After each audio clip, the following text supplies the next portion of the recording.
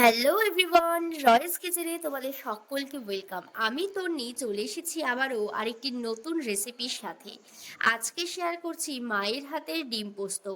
এখানে মা 4টে ডিম নিয়ে নিয়েছে, যেটাকে সামান্য লবণ দিয়ে এবার সিদ্ধ করে নেবে প্রথমেই।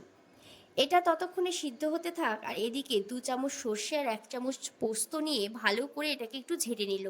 তারপর ফ্রেশ জল দিয়ে 2 থেকে 3 বার ধুয়ে নিবে।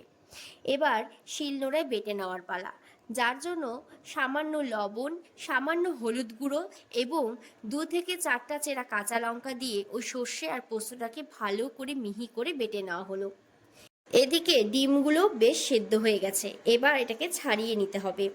ছাড়িয়ে নিয়ে এবার মাছ বরাবর ডিমগুলোকে কেটে নিতে হবে।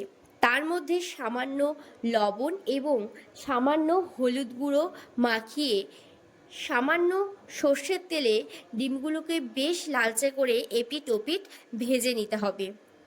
ভেজে নেওয়ার পর সেই শিলনোড়ায় বেটে রাখা মশলাটা ওই ভাজা ডিমের ওপর দিয়ে এপিট ওপিট করে মাখিয়ে ওপর থেকে আবারও 4 থেকে 5টা চেরা কাঁচা লঙ্কা দিয়ে দাও।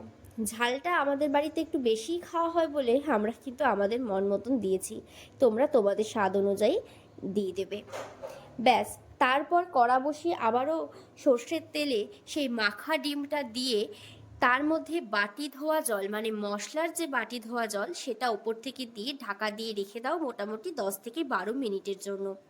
তারপর ঢাকনা খুলে নামিয়ে নিলেই রেডি আজকের আমাদের এই ডিম পোস্ত। নামিয়ে ওপর থেকে সর্ষের তেল দিয়ে গরম গরম ভাতের সাথে পরিবেশন করো। খেতে কিন্তু অসাধারণ হয়েছিল, একবার হলেও ট্রাই করো। আর হ্যাঁ, আজকের এই রেসিপি তোমাদের কেমন লাগলো অবশ্যই কিন্তু আমায় জানিও। দেখা হচ্ছে আবারও খুব তাড়াতাড়ি সুন্দর আরেকটি রেসিপির সাথে।